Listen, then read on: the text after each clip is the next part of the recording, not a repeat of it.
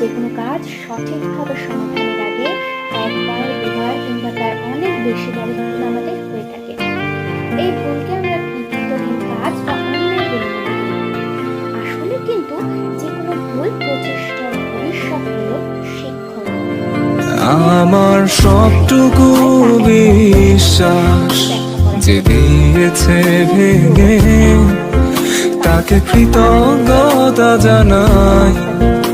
সে দিয়েছে আমার অন্ধ চোখে আলো, যার বিশালতার মাঝে আমি একটুকু পাইনি ঠাই।